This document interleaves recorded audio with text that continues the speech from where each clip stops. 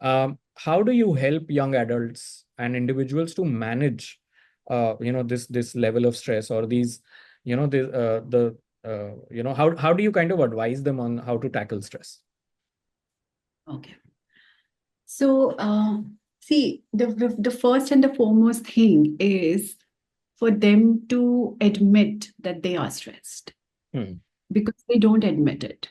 They Hmm. take it in their stride and they say, well, it'll happen. The restlessness also is very palpable, is visible, but they kind of don't want to admit it. Hmm. So, grounding them is the first and foremost thing that we do, which is with a 2-minute meditation, Hmm. whether it is in a group session or it is in an individual session. At least that kind of aligns uh, their restlessness with, gets them into the present moment, makes them more mindful. So we start with that, and after that, what takes over their anxiety is the conversation. The conversation is all individual centric. It is customized to their individual need, and whatever they are dealing with, Hmm. it is like how if we are talking, Hmm. it is neutral and safe space. Hmm. It is confidential. They are not judged there. They can come up with things like, okay, I am wrong, and I know I'm wrong, but I can't admit it. So when people can trust you with their quirks, with their innermost turmoils that they're unable to voice to anybody, even their parents, Hmm. then you feel that yes, this is a problem that is so genuine for Hmm. this particular person, that he's coming and he's talking about it, and he has used that as a coping mechanism, you Hmm. know to to cover some of his inadequacies under a certain behavior, which will become his coping mechanism. And Hmm. now that's where you need to demarcate and say, well, hello, this is not a very useful coping mechanism. It's harming you more than it is helping you. So Hmm. let us discard some of our unhelpful coping mechanisms and have the courage to take baby steps. And then when you see changes, then you will not be able to slip back into anxiety or stress Hmm. if such a situation repeats itself.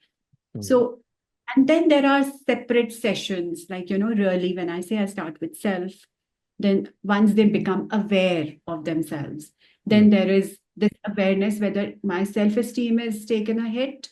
If it has, then there is a session which is reclaim your self-esteem, reclaim your self-worth. And then we also have lovely exercises like journaling, Hmm. you know Hmm. so journal helps them a great deal, Hmm. because sometimes when they are unable to express, because not everybody would have the gift of gab.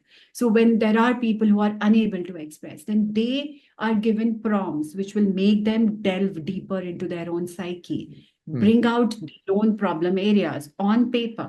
And Hmm. that is what uh, gives them a perspective. Oh, ma'am, I didn't know this. Hmm. Oh, I'm realizing this about myself, because the hidden traits come out, in Right. the open. Hmm. That's so important. And while one of our participants had asked how to, I think while the answer to this would be very long and lengthy, I think it's almost a session. But top, top of the mind tips for, someone who has asked this question: how does one do a digital detox?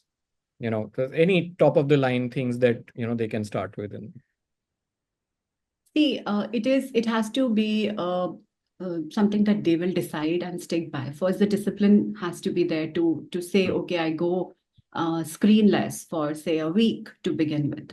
Hmm. And they need to also have their routine charted out, that okay, I will do some physical activity, I will do some meditation, I will have my session with my go-to person, I will include some hobby that I have not picked up in a long while, so that I am not I'm not wanting to go back to my phone. I don't want to be in tune with what is happening in the world. Let me just say I let me go screenless. Let me earth. Let me be out in the under the sky, looking at the stars, stargazing, that we just pick up colors, like, feel. So in today's world, these youth have sensory overload.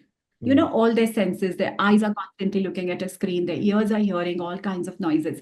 They feel also nothing. Like, we were taught to feel clay, mold it, go in the mud. So do the things that can connect them back to their roots. So if they are capable of, going past one day, then they can give themselves a reward. And they can say, okay, well, now I will make it 2 days. And then that's how, or at least if not completely give up, they can start with reducing the time. Like, your phone tells you how much of time you have spent. So if you spend 6 hours, you can say, okay, well, tomorrow I'll spend 2 hours. Yeah. That is the way to start, at Right. least. Right.